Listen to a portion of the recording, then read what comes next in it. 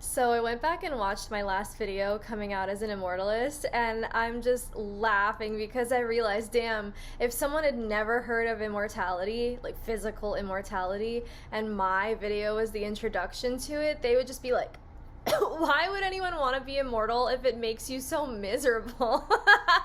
And the funny thing is, I was just in a bad mood, like, I was just in a bad mood and I chose to start recording, so my bad. Not that my goal is to convert anyone to thinking in an immortalist way, but in the name of just more wholesomely and completely presenting my perspective, I will now make a follow-up video to express a more grateful tone for this immortalist journey I've been on.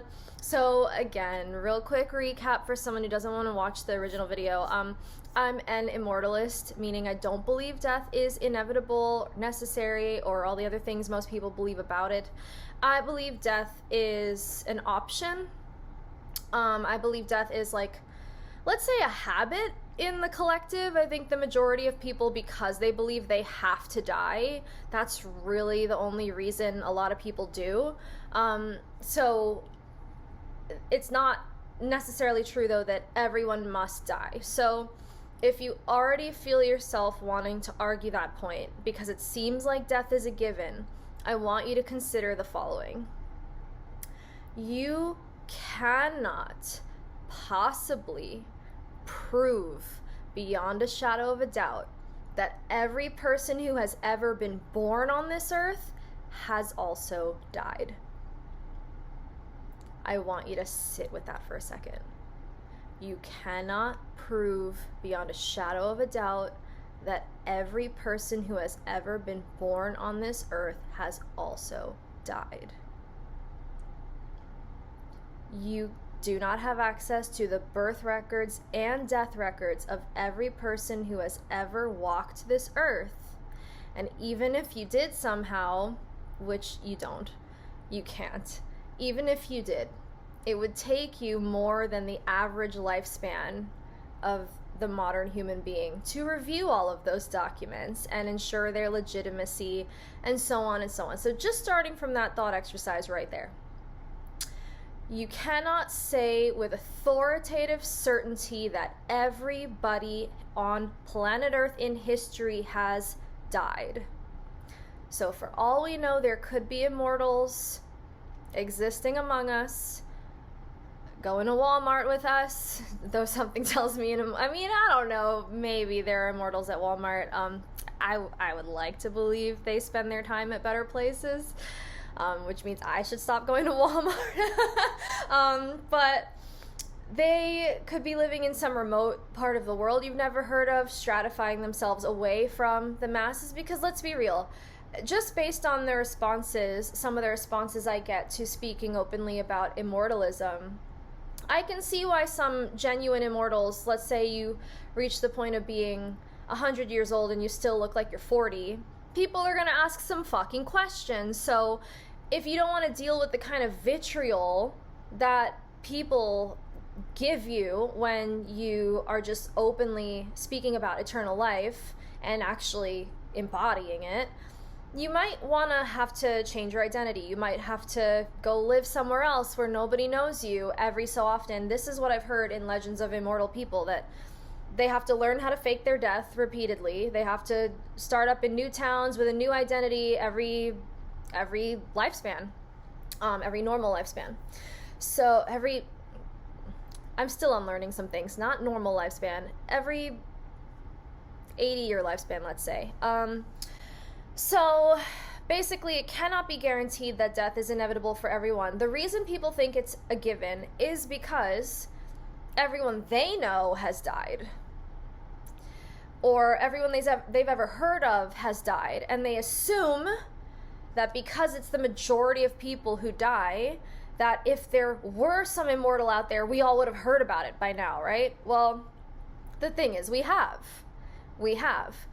There have been legends since antiquity of immortals on this earth. In Hindu literature, Buddhist literature, there are saints who are said to have ascended out of this realm instead of dying. what is it called, to be assumed into heaven. So the point I'm making with that is, if you're looking for evidence that immortals have ever existed, what we've got is anecdotal evidence from history. Immortals have been written about enough that there's something there worth looking into, if you're curious. Some people will say, oh, anecdotal evidence doesn't count. Okay, well then just consider one more thought experiment for me. Not for me. Do it for you. Here's the thought experiment. Even if you could prove, and you can't, but even if you could prove that everyone in history had ever died, and everyone you know will die, that still doesn't mean that you have to. You could be the exception to the rule. You could be the one that proves, actually, it doesn't have to be this way. So really, immortalism, for me, has been an exercise in opening my imagination and entertaining possibilities that are simply not visible from the vantage point of death being a given. Let me put it this way. When you decide anything at all, you tend to become cognitively biased in a way that supports that core belief. So if your core belief is that death is inevitable, you're going to become biased to only see evidence that supports that belief.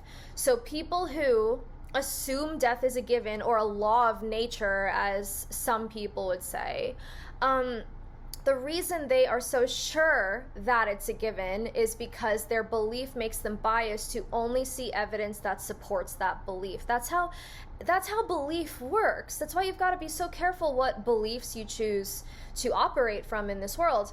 Some people would say belief itself is dangerous, but I don't know. I like playing with belief. And again, this is what led me to immortalism. Playing with the idea that death isn't inevitable has opened my mind and allowed me to release those limitations that come with accepting death as inevitable. Because some of the hidden consequences of accepting death as inevitable is that a lot of people give up on their healing.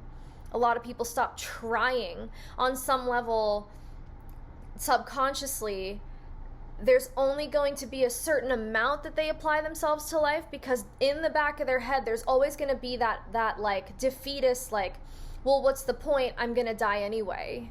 And this is no more apparent than in older people, and I hesitate to even call them older, because I believe 80, 90, 100 is young. That's how much I've deconditioned from death. I no longer think 100 is old. You're a baby. You have hundreds of years left ahead of you if you want it. 100 is, you're just getting to know yourself. So the thing is, though, people who call themselves old, even 50, at 50 people are calling themselves old. I'm like, you're so little, though. At 50, 60, 70, 80, there's this defeatist attitude that pervades that age category in our modern world, where people are just like, oh, you know, I'm stiff and achy because I'm getting closer to death. That's how it is. And the acceptance of death is like a general permission slip to just give up. On everything. And so it's pretty rare you'll see someone in that age range who's youthful and vibrant. It's rare because our culture kind of like collectively has agreed that death is like a get out of jail free card for some degree of trying and applying oneself and reaching potential. There's like an age threshold at which people seem to give up trying to find out what else they have to experience in life and what other potential they have to realize within themselves. If you're in that age category, I'm not necessarily talking about you, but I think you know what I mean. Look around at people who are over 50 in our modern age, and a lot of them just start giving up around this time. And it's sad. It's so sad. So back to this idea of cognitive bias being the real reason people put their faith in the inevitability of death. That goes for every belief. If you believe only bad people get to be wealthy. You're going to live in poverty because you believe you're a good person, and therefore that's the reason that you're in poverty, right? So beliefs are so powerful. They can filter 99% of reality out of your view and give you a sort of tunnel vision where you only see the things that line up with your belief. So if you believe that only sociopaths can be rich, you will stay broke. If you believe that true love doesn't exist, you'll stay single. If you believe death is inevitable, you will die. So what embracing immortalism has done for me is it has removed that blockage, that all-pervading filter that makes me only see dead ends and shortcomings and death and everything. And now I see possibilities where I didn't see them before. Because to remove that, like, probably the greatest dead weight that sits on the minds of most people, that is death, to remove that dead weight of death is to just like free so much energy within yourself. Now I feel this general openness to life. I feel this sense of possibility in so many ways. Like, I have time on my hands. I can be so many people in one lifetime because I don't intend to end at 60, 70, 80. I feel so alive. I feel so alive. And I no longer have a fallback excuse to give up on anything, to play small, to like pick one path and just stick to it and sacrifice all the other things I'm capable of doing. It's like, no, I've got time. I can do them all. You know, I don't even know if the value of that makes sense unless you experience it yourself. But basically, I didn't even realize how many arbitrary limitations in my perception were stemming ultimately from the root belief in death. And now that I've removed that and I no longer believe death is inevitable, there are all sorts of things now about my perspective that feel more harmonious, more wholesome, more healed. So I could keep going on the real implications of immortality in my mind. I do think of it as the default setting of humanity. I actually think we're just, I believe the body is endlessly regenerative and self-healing. I think you leave the body to its devices and it will heal itself of anything and everything.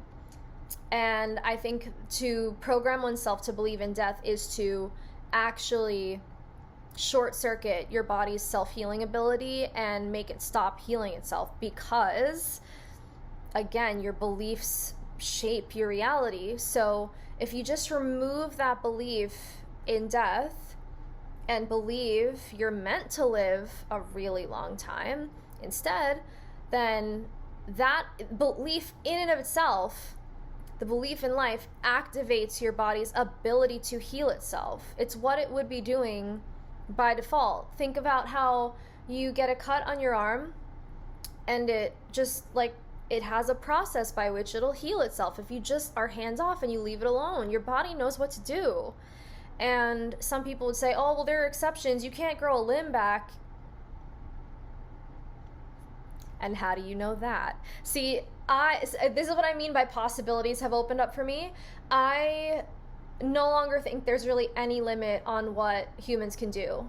You know, I talk about humans flying and doing telekinesis and all this stuff. Like, immortality is related to all of those things. They're powers humans have dormant in ourselves. I take that back. Please forgive me. It's not dormant. Humans have these powers, period. Humans have powers, and the only reason people don't exhibit these powers is because somewhere deep down, they've accepted the ultimate limitation of death. And it's like there's an immortalist website I used to love, and it's where my favorite essay came from, Freedom in Flight, which I'll try to remember to link below. That essay was actually the inspiration behind my musician name, When Humans Had Wings. So that website onelight.com, which I don't think is live anymore. I might have to go to the Wayback Machine, but it used to have essays on immortality, how to awaken the light body, and be endlessly self-healing, and fly, and all of those things. And hi baby, you want to talk about humans flying? Come. Yes, look, it's Jupiter. Hi Jupiter. Hi Guru. Oh, look, wait, let me show you. She's in my lap. What was I saying? Something about humans flying? And now my heart has wings because Jupiter is here and she wants to cuddle with me. I need to pause. I don't remember what I was saying. Oh yeah, this is the sentence I was going to say. There was an essay on onelight.com which called death a mind parasite. Frankly, my friends, that is precisely what it is. That is the most accurate way I know how to describe the effect that the belief in death has on the whole biofield. Your whole body reconfigures itself around the beliefs you choose. So what would it hurt you to believe that you can live longer than 120 years? Longer than 200 years, 300 years? What if you just shifted your perspective to assume that you've got a lot of time on your hands? I know a lot of people find that scary or just find that pointless, don't see the value in doing that. If you don't see the value in it, all right, I'll lay off, because to me the value of life is self-evident. I love being alive. You love being alive too. I love you, critter, my little critter. I love you so much. I love being here. And also, I want to address one more thing while I'm here. I'm having a hard time thinking because Jupiter's claw is in my thigh right now. Somebody said that life and death are the same. Not just one. I've heard that so many times. So many people say that. And first of all, I don't believe you believe that. Because so many people say it, it reminds me of just so many other things people say because they heard someone else say it. Like, okay, a good example of that phenomenon is like when people debate about whether it's better to be hot or cold. Most people say they'd rather, or they prefer cold weather, they prefer the winter because, and here's the kicker, everybody says, because you can always put more clothes on. Once you've heard that for the 100th time, you know it's not an original thought in any of these people's minds. They're saying it because they heard it somewhere, right? So it's a mimetic slogan. So in the same way, I've heard people say life is death so many times that I don't believe I'm talking to someone who's actually thought about what they're saying. And beyond just thinking about what they're saying, I don't believe these people have experienced life force. Because once you have experienced life force, raw, intense, unfiltered life force, prana, chi, ether, free energy, you would never compare life to death again. You would understand how ignorant it is to say that life and death are the same. No, they are not. And I'm speaking as someone who has experienced life force. From fasting, from doing the deathless diet I mentioned in 2 of my previous videos. I could go on. Are you comfy? Yeah, you comfy, baby? It's once you feel life force, bioelectricity, that's the strongest word I know to use for it. Once you have felt actual bioelectricity charging up your body, it's not like a normal day-to-day life experience. It is like experiencing God in your flesh. And once you've felt that viscerally, that is all the proof you need that life and death are not the same thing. A necrotic corpse and a glowing saint with a halo are not the same thing.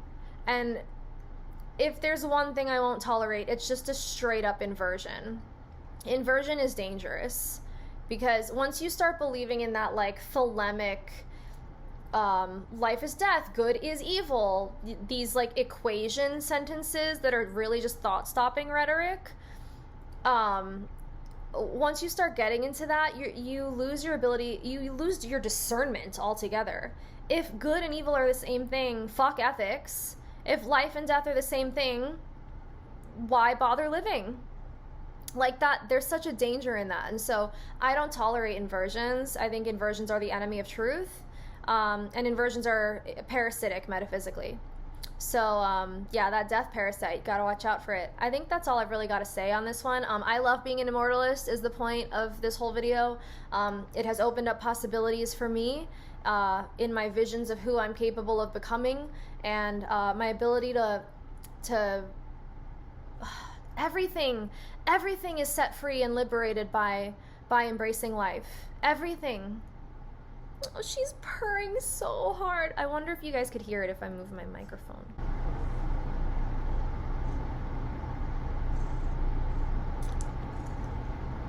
I love you. I love you, lovelings.